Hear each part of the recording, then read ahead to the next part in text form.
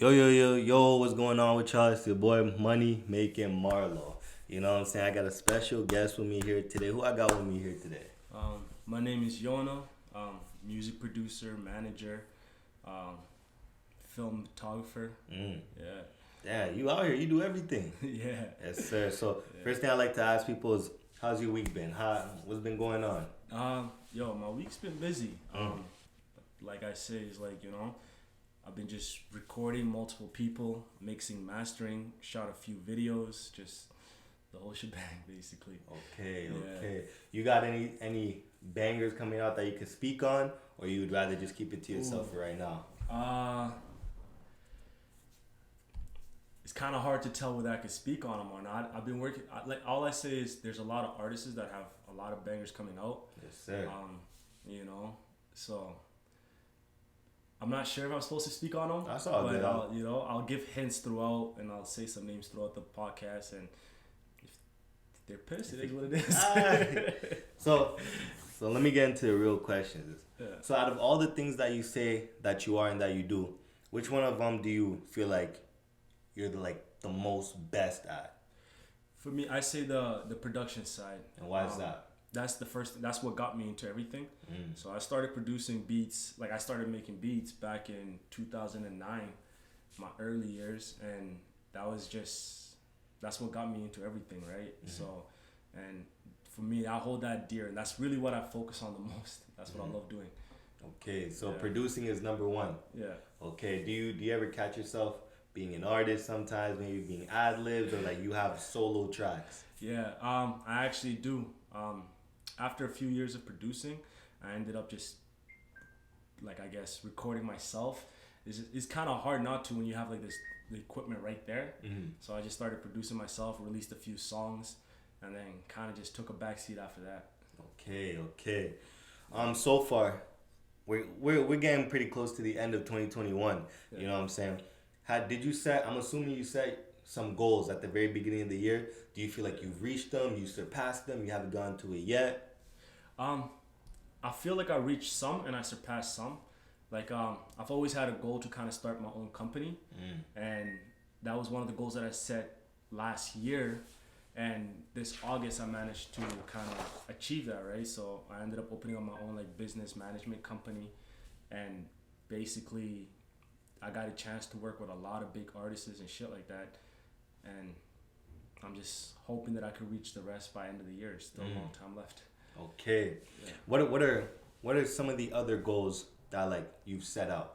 If you like to speak on. I wanted a plaque. Ooh, Yeah.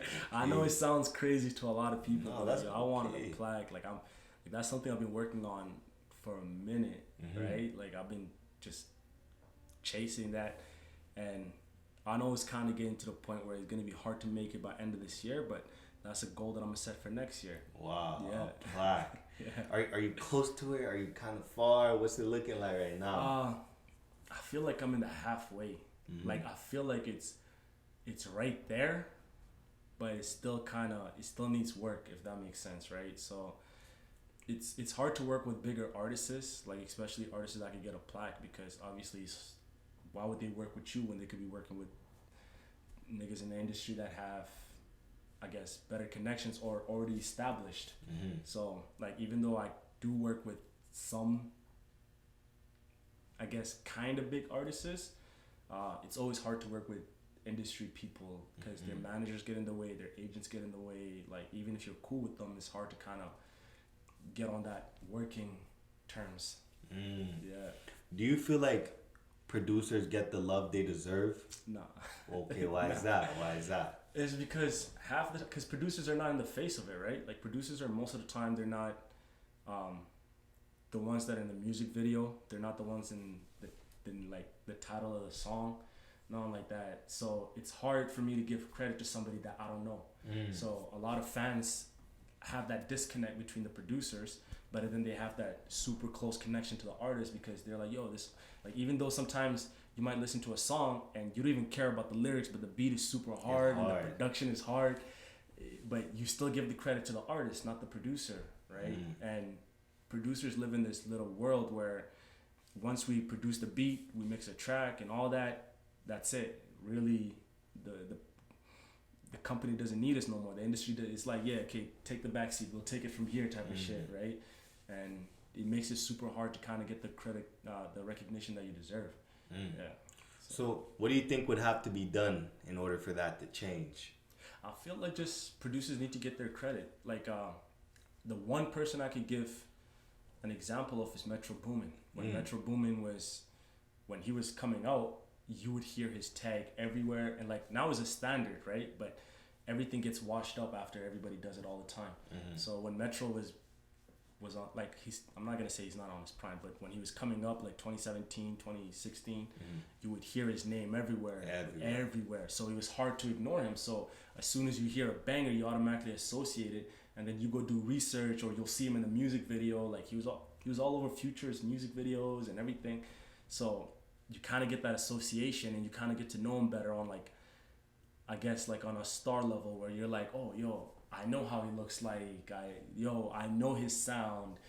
Yo, I F with him. You know what I mean? Like that's my dude. So I feel like as a producer, if you want to get the recognition you deserve, you need to be out there. You got to brand yourself and push yourself, just like how a lot of these artists do it, right? Like when you're working with an artist, let it be known that you're a part of the production.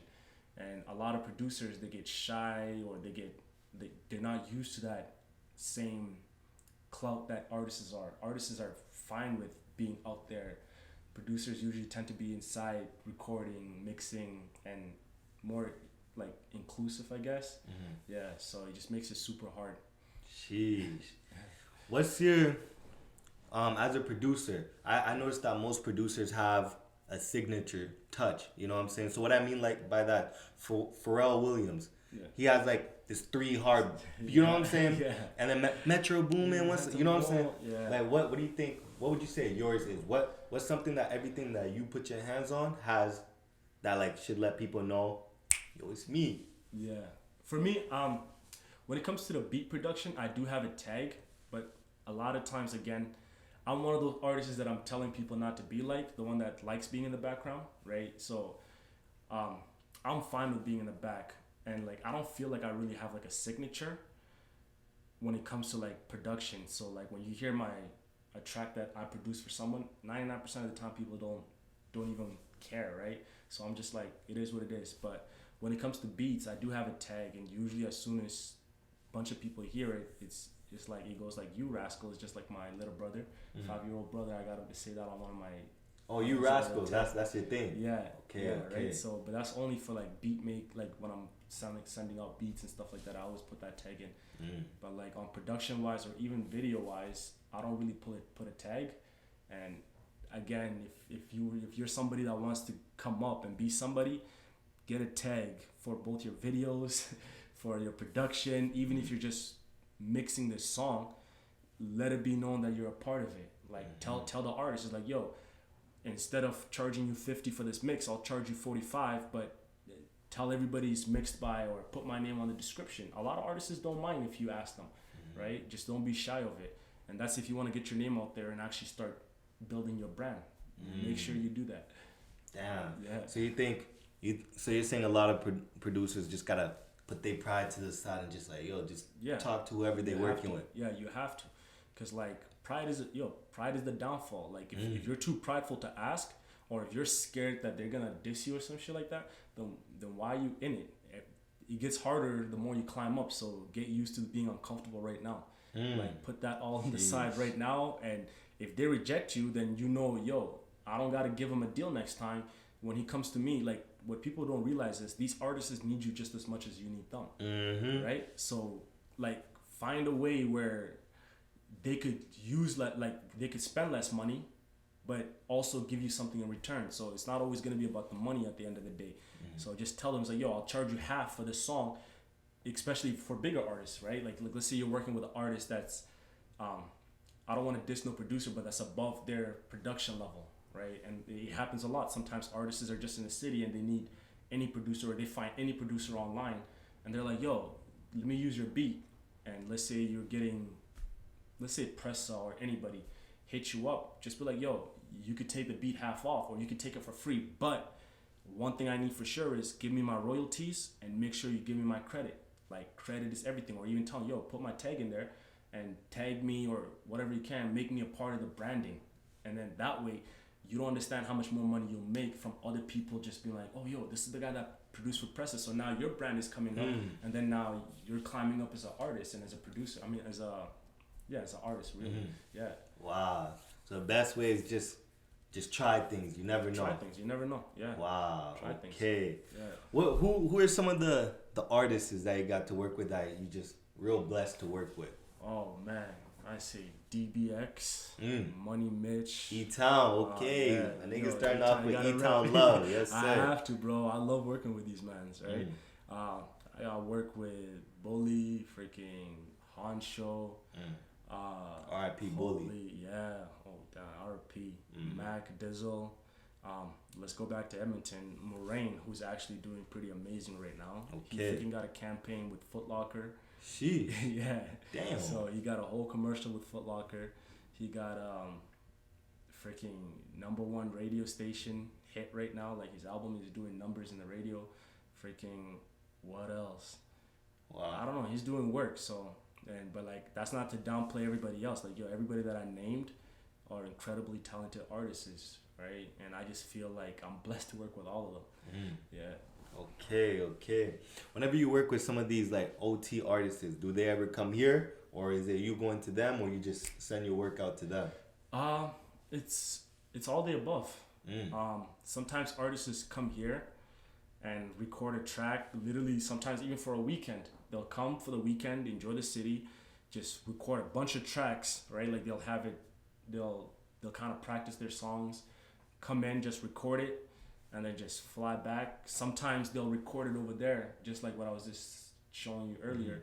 So like sometimes people record a whole album OT, and then they'll send it over and be like, yo, these are the songs that I need getting mixed, blah, blah, blah. Send them back when they're done, and then we'll kind of just talk that way, like via email or text or anything, just to make sure that the songs sound the way that they want it to, right? Yeah. Sheesh. Is there any artists that you worked with? It's like, yo, this guy's not really the type of nigga I thought he was. I'm not rocking with his vibe.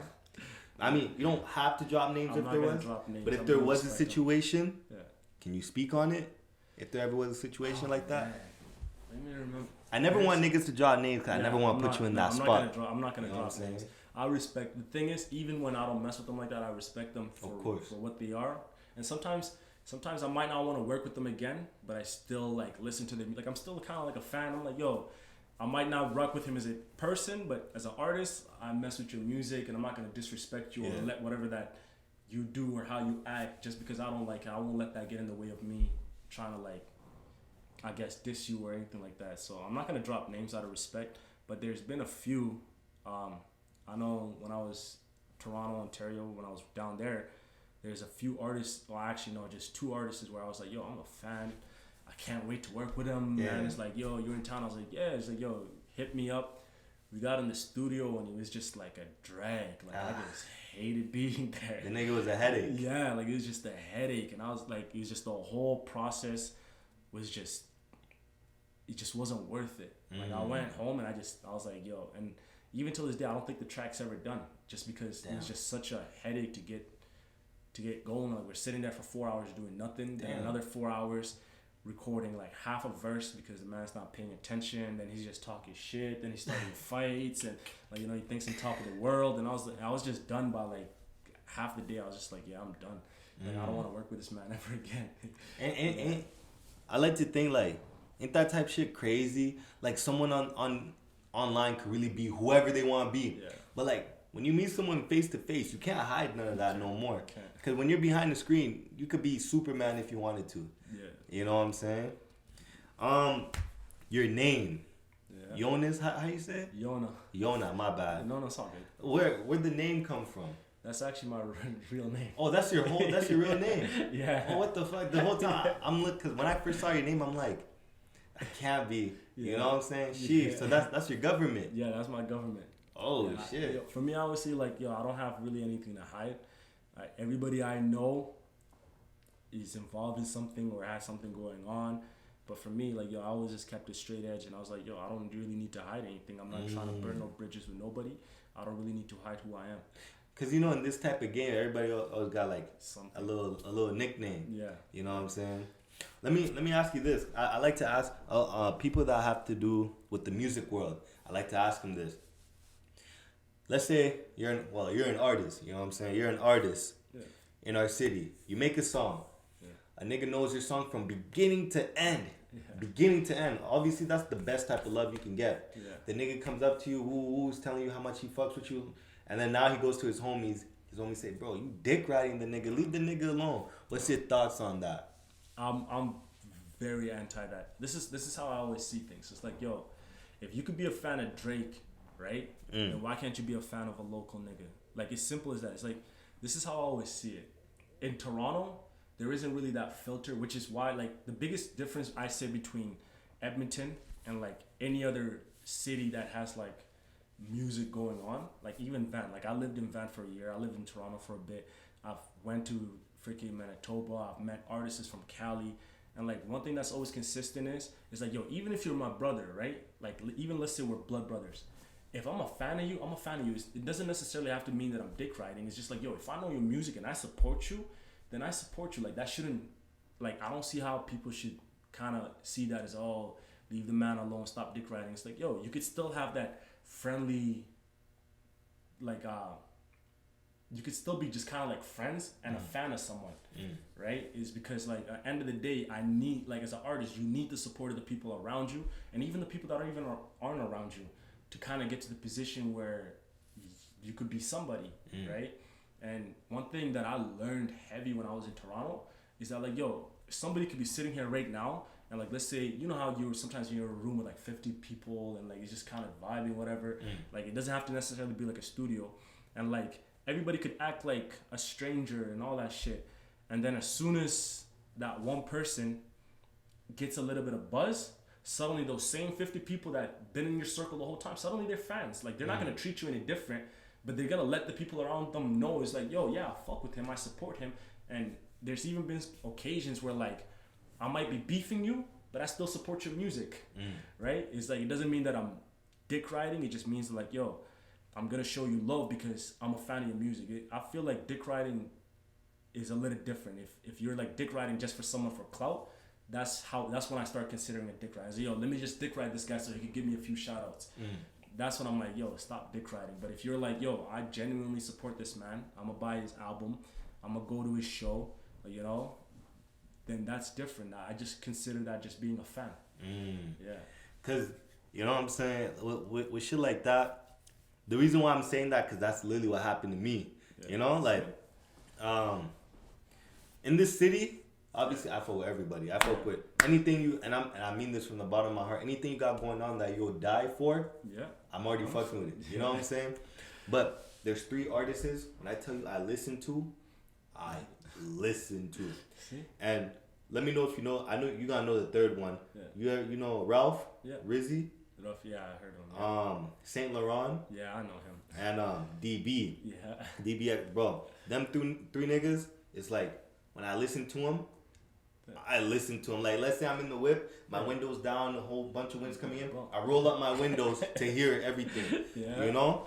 And it's like, I was hotboxing with the homies a little bit ago, and there was hotboxing in my whip. One of the homies' song came on, and I blasted shit.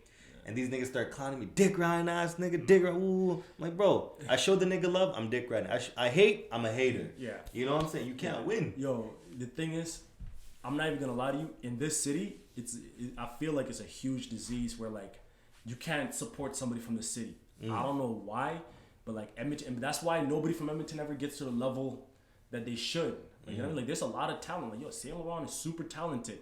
Freaking DB super talented.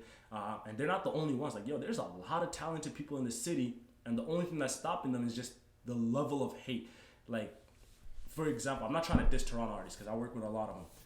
Why is it okay for, like, a lot of these Edmonton is the #1 Toronto rappers fan. Like, yo, any person I meet in Edmonton dick rides Toronto artists. Like, let me just use it like that. Like, they love Toronto artists, right? Just for the fact that they're from Toronto. Like, yo, and then when I work with these artists, and then when I work with the local artists, I'm like, yo, what's the difference? Like, a lot of times I'm like, yo, it's the same level of talent. But the only difference is like, oh, this man is from Edmonton. He's not from a city that's considered, oh, like a music set. Like, you know, it's not like a Toronto. He doesn't have that same name. He doesn't carry that same weight. So a lot of fans, or like a lot of Edmonton people, a lot of Edmonton kids, and like even adults don't want to listen to that because they're like, oh, no, it's not cool to listen to somebody from Edmonton. And for me, I really hate that mentality. And eventually it's going to change. It's going to get to a level where those same ones that are hating on, and they're not hating, let me not say that aren't supporting local artists, as soon as that artist blows up, suddenly what are they going to be doing? Yo, why is that nigga putting me on? Why isn't he there? You know what I mean? Like, you got to support them for them to actually support you back. Yeah, that's, I don't know, with that type of thing, you know what I'm saying? It just really depends who you're talking to. Because when I talk to niggas that are in the music world and I say that, they're like, yo, you fuck with them? Me too. Like, they show the same love. Yeah. When I talk to a nigga who's not in the music world, dick riding ass nigga, it's always something. It's always something. There's always something. Like, yo, I just don't understand why it can't just be a regular thing to be like, yo, who's that? Oh, yo, I'm a fan. You don't have to be like a huge, like obviously there's a huge difference between a local artist and a Drake. Like, right? Obviously you're going to show Drake a different type of love than you show a local artist, but at the end of the day, all you got to do is just support. That's it. It costs nothing to support. It costs nothing. You don't lose anything. You don't get nothing. But like, I guess in this, like the day we living in right now, it's just that easy. It is, yeah. You know, and like me, Mill said, if you ain't got no haters, you ain't popping. You ain't. You know, and it sucks that it's like, it shouldn't be like that, because we breathe the same air, bleed the same, you know what I'm saying? But it's just, for some reason, we got to hate you just because you're doing something that we can't do, or whatever it is. You know? So, when someone wants a beat from you, or just whatever they want, let's say a feature, how does the booking process work?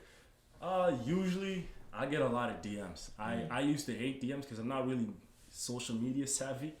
So, like, I don't really work well with DMs, but I'm trying to get better. Let me just turn this off. All good. Yeah.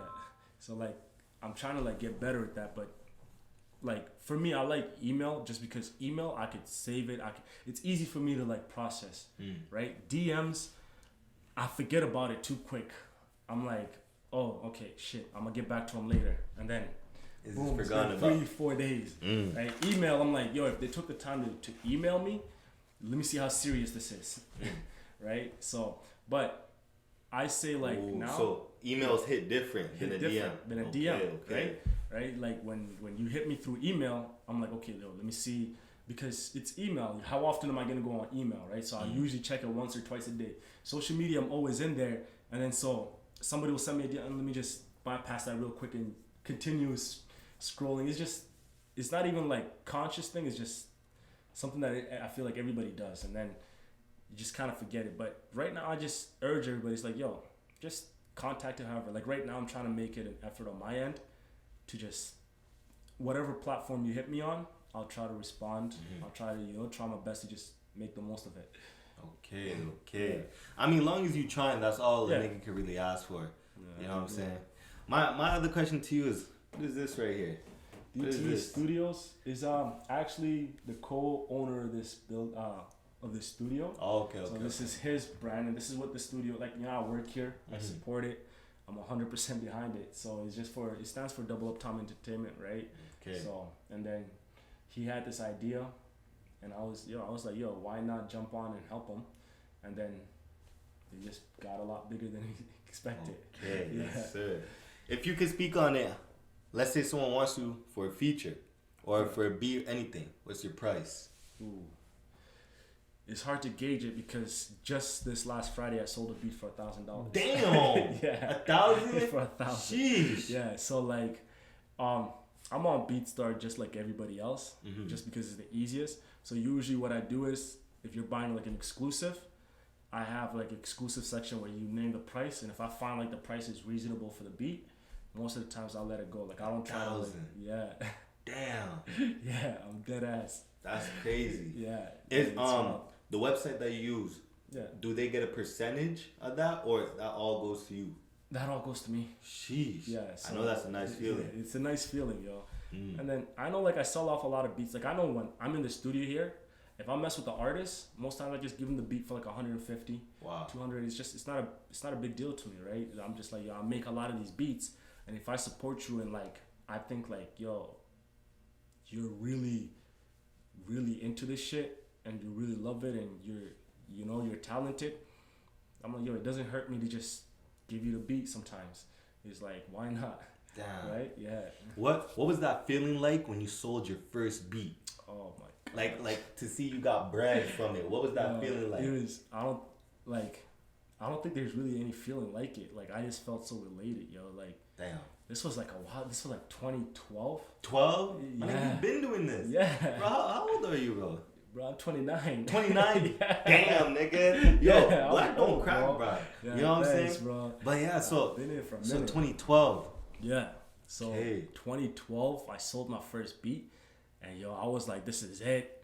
I'm the next Dr. Dre. Cause yo, your mind starts racing, right? Like, I feel like anytime like you hit like an achievement, you just feel like that's it. Yeah, like you made it. Like you made it. That's the thing with me. I had a few people say, yo, Marky, I'll pay you to let me be on. But it's like, it's E-Town love. Yeah. If you're from the city and like I said, you seem serious, I would never charge you. But like once I get up, even from the city, I'll never charge you. But let's say I got someone big, like, yo, I'll give you this much. Whenever that hits, You I'll have to put a filter. Yeah, you're gonna get that. You're gonna get that feeling for sure. But I want to be known as the type of nigga where every time I come back to my city, let's say I'm Breakfast Club clout level, you know? Yeah. I want to always be able to come back here and people to say, yo, I just started up a business, but I'm going to wait for Marky to come back because I know when he comes back, he's going to let me on and I could boost my shit up. Yeah. That's the type of guy I want to be known as. Yeah. You know, but obviously you got to build up, you got to start somewhere. You have to start somewhere. And that's, a lot of people forget that. Like, especially as you climb, you'll start realizing that, like, the bottom climbs with you. If that makes sense. So, like, I remember when I was first starting, I would die to be in the position I was in. Like, that was the goal. And then, like, or the position I was in, let's say 2017. And then when I got to 2017, when I got to that position, I was like, I felt like you still feel like you're in the bottom. Like, you hit that high, but then you're like, yo, like, the ceiling is still so high. And then you keep climbing. And what a lot of people get stuck on, and, like, that's what I realized, like, when I work with a lot of artists, what they get stuck on is, like, yo, they never want to work down. They never want to help someone that's starting, if that makes sense. Everybody wants to work up, right? So everybody's trying to latch on to somebody, and that's fine. Like, yo, you take your opportunities, but sometimes, like, if somebody's working hard and they're putting in the effort and this is what they love, sometimes it doesn't hurt you to be that person that helps them climb up, because you go do that one interview for them, then suddenly other people that are on the same level as you or even bigger than you, suddenly they're like, oh, yo, he did an interview. Yo, let me just get an interview with him too. And then suddenly he's in the same position as you, or sometimes he could even get on a bigger platform. And then suddenly he'd be like, yo, he's the first guy that did an interview for me. Let me get him back on and let me just, do this interview for him now that I'm on a bigger level, or I have a bigger audience or bigger platform. That's what I think about, because, like, you never know who the next Drake is. Yeah, you just never. Drake didn't even know he was gonna be the next Drake. Yeah, you know what I'm saying? You just never know. And me, I like to look at everybody as potential. Yeah. Everybody has potential. Yeah. And for you to be that type of nigga to not want to work with someone just because you feel like you're above them, because bro, at any day you could fall. Yes, exactly. And the day you fall, the one you didn't want to give the chance will fuck around and be like, bro, you didn't want to help me. Yeah. And now you're gonna wish you did this, you did that, a whole bunch of shit. Yeah. That's why it just pays to be good to everybody. It does. It doesn't hurt. It doesn't hurt. I say, the only time you shouldn't work with somebody is just if you don't really mess with them, if you don't F with them. That's different, right? I always say that's okay. So basically Gorillaz was like the first song that I kind of did huge numbers. And like the only way you even did that is because, like, for me, I'm not scared to promote. Like, if that makes sense. Like, I pay for Instagram ads, YouTube ads. Yeah, like, I pay for all my IG ads too, everything. And, like, I know, like, when I was being an artist, I used to hear a lot of people being like, oh, yo, why are you paying for ads? That's cheating. But I'm like, yo, if Jay-Z or Drake could shut down the whole New York and have their ads all over the city, why can't I have just a small-ass Instagram ad to promote my shit? Like I know a lot. Like, this is one thing I'm gonna tell a lot of artists out there. If you're not willing to advertise your songs, then there's no point of being an artist, really. Like, there's just just be an underground artist at that point, because it's gonna be hard to make it. Like at that point, you're limiting your options, right? Like you're limiting your fan base, because the thing about music is everybody has 100,000 fans out there. You just gotta reach out to them. And the easiest way to reach out to them is sometimes put an ad. Like, yo, I do the same shit everybody does, where they skip ads. But sometimes I might just hear a song. I might be scrolling, and like something will just catch my attention. I'm like, yo, this is hard. And I was like, yo, who's this? Like, you know, and it happens. I know it happens to everybody. Even like YouTube sometimes, like those pre-ads, like right before I'm watching like the video that I want to watch. Sometimes like I'll see like a song, and I'm like, yo, this is actually nice. Now, but I'm gonna tell you something. I ain't gonna hold you, but the thing that kind of pissed me off about ads is like when they make them unskippable. Yeah. You know what I'm saying? Like, bro, I know niggas that would pay YouTube not to see ads. You know? But it's like, it's the way they attack you. But like you said, cause nowadays our attention span is so short. You gotta know how to catch it that first second. First second, you know what I'm saying? Yeah. And like, I'm like you, bro. 99% of the time when I'm on YouTube, I don't want to see ads. I'm just like, yo, I know what I want to watch, and I just want to watch that, right? But the thing is, as an artist, right, you got to look at it from the other point of view. You're looking at from like somebody that wants to become somebody, right? Like, yo, how do you, like, I'm not, like, I'm trying to use an example. Let's say Kendrick. In order for Kendrick's album to do good, bro, they have to reach out to like a lot of local radio stations, businesses, and even like bigger brand name companies like Hot 97, stuff like that, and let them know like, hey, Kendrick is releasing an album at this time, so they could talk about it. They're not gonna charge Kendrick for that album, because Kendrick's already in a level where it's an honor for them to do that, like to promote it, right? But at the same time, Kendrick is going to be paying for billboard ads. Like, for example, Down, when the album was coming out, there was billboards all over Toronto, everywhere. You know what I mean? You go to a train station, you see Travis Scott ads. Like, so, yo, how come these artists are allowed to pay for these promotions, but then when you're an upcoming artist, I'm not allowed to, or suddenly it's like a taboo, right? Like, I understand it doesn't feel right, but I always say, yo, always use the tactics of successful people. Period.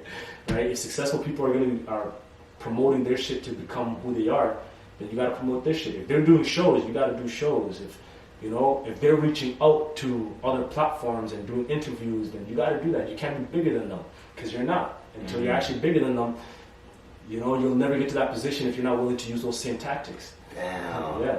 Dropping jewels. Okay. What's something that you feel like you just wish you knew back then that you know now? You know what I'm saying? Like, if you just knew this, bro, it would have just saved you time. Networking and taking every opportunity you get.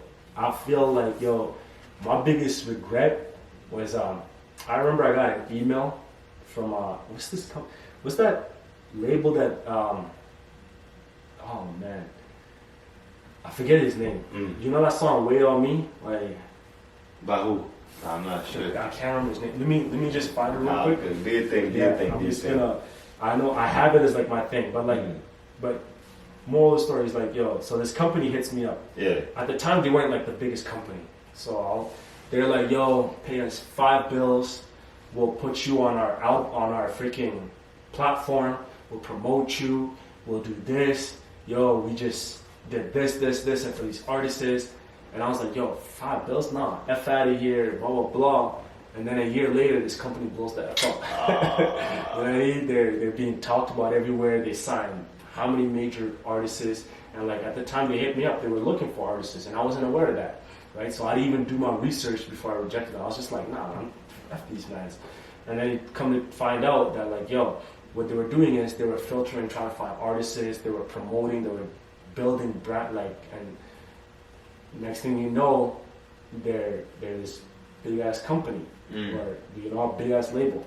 And for me, I was like, 500, like really, what's 500 to my career, right? Like, I know it's a lot of money now, but if I spent $500, right, and then they put me on their website and all that, and it wasn't even like long after they hit me up where like suddenly their platform became big.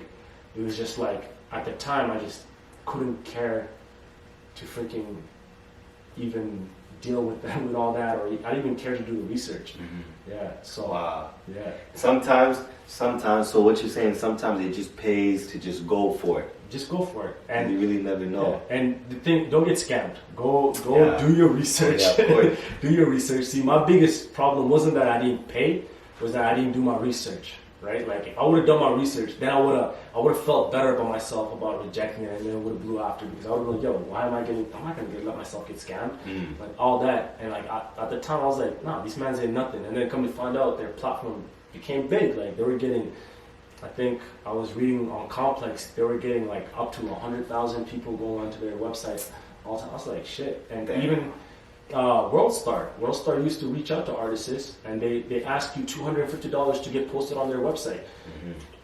We used to reject that. Like, when we first started music, I remember we were like, nah. And then they raised it up to $750, and then we're still like, nah. And then now it's $3,000 to be on there. Now WorldStar, yeah. That's like the shit. That was the shit. But wow. I remember there was a point like, yo, it was only $250, and like the people that took advantage of that blew up. Look at Chief Keef and them. Like 300, he blew up via WorldStar. He became like a sensation when they released that song, and then they released it on WorldStar. And like, in hindsight, what's $250 really, right? So when people heard 300, it was just like shit, like, you know. And what he really did is, it's not that the song wasn't big, is that like the platform was big enough to bring in ears, the right type of ears. So like now you're, especially like at the time, 2013, 2012, everybody was in WorldStar, right? But like when you're still coming up and you don't know much, you're like, no, I'm not gonna pay to be this. And like, that's always been like a downfall for a lot of artists, because they're not willing to take a shot. They're not willing to put in 100% into their craft, right? And I know money becomes a touchy subject, because nobody wants to pay to make it, but everybody pays to make it. You have to.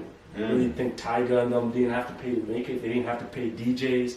They didn't have to pay promoters. And like, the one story that always stuck with me was Future. When like a lot of people don't realize that, yo, when he was coming out, his first song that, at least that I remember of, was Magic. I don't know if you know that song. So he came out like 2011 or 2013. It was like around that time, so early, right? So when he released Magic, DJ Esco was a DJ at Magic Strip Club in Atlanta.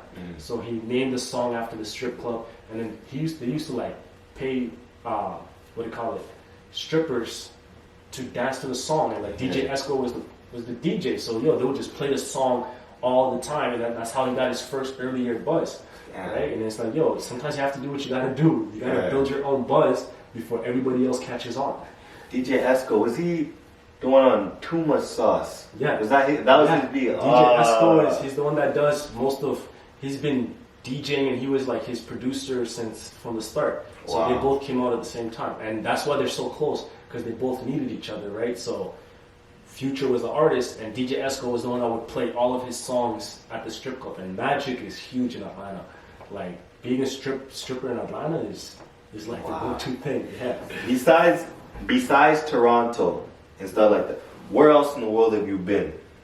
I haven't really left Edmonton much, man. Oh, you haven't? Yeah, like I've lived in Van for a bit, Toronto for a bit. I've been dying to go to California for the longest time, because like I know a handful of people there, right? So like I've been trying to push to get there, but again, paperwork and all that shit. I just got to get a lot of things cleared up before I can actually leave the country. So are you? I'm just stuck. Are you vaxxed? Yeah, I am. Oh, you are double. Damn. When you got it, did you? Oh yeah, I guess. But what you're doing, you got to. Yeah. When you got the vax, did you feel any type of like, yo, I just sold out, or ooh, this and that? Nah, I didn't feel some type of way. I know a lot of people do.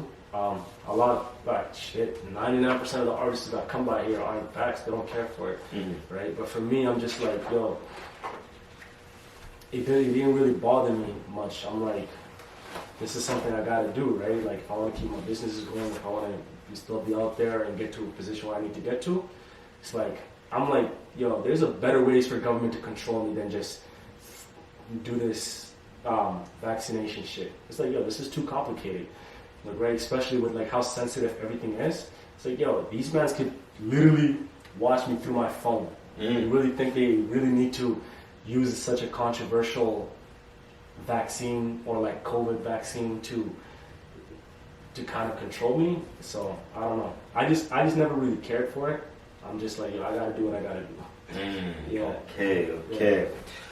Where would you like to see yourself in the next 3 years with this whole music thing? That's just what you do, period. I want to have a few plaques here. I want to be out in California. Yes, sir. Yeah, like I want to have like, I don't want to live in Cali. I'll just get that straight. But I want to be able to be there like 3 to 6 months a year.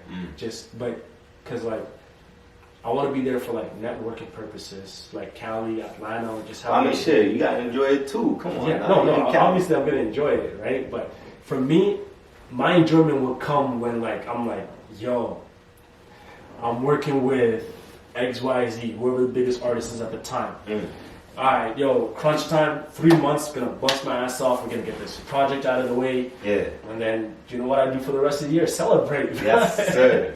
Yes, Celebrate. Sir. You know, and then you bring that home. Like, yo, I'd love to come back home and give shout outs. And even when you're down there, it's easier for me once I'm in the industry like that, like deeper in the industry. It's easier for me now to even put on for the city. It's like, for example, saying Ron, yo, he's super talented, right? The biggest issue between him or any other artist is I'm like, yo, he hasn't got the ears of these big names yet, right? Like once he has the potential, once he finds a way to get his music into the right ears, because the right ears matters. Suddenly, you know, he could be the next biggest thing. You wanna know what's the one thing I feel like? I feel like sometimes with a lot of these artists and people that do with the type of shit that you do, we forget like y'all are still just humans at the end of the day. Yeah. You know what I'm saying? Because like there's probably artists that got, yo, can you make this type of beat? Yo, I heard this type of beat the other day. It sounded like this. Can you do this? Like, I get that a lot. I get that a lot. Have you ever got a nigga come up to you, yo? Has someone ever like bang on the table, yo, can you make a beat like this or anything? All the time. How do you work with that, bro? How does that all work? Most of the time, I try to work around it, but one thing I learned, it's impossible to read somebody's mind, right? So like they might sing out a melody, but they're not even pitching it right or flowing it right. So you're kind of just guessing, and then you're perceiving it different. So what I learned to start doing is I start telling people, especially like the last few months, I'm like, yo, if you have a song and you wrote it to a beat on YouTube, record it on that beat, send it to me, and I'll remake a whole new beat that matches with the flow that you already have. That way, it kind of you don't feel the pressure. Like I don't feel the pressure, and the artist gets the artist feels more satisfied because now they're like, yo, I don't have to flow to the beat.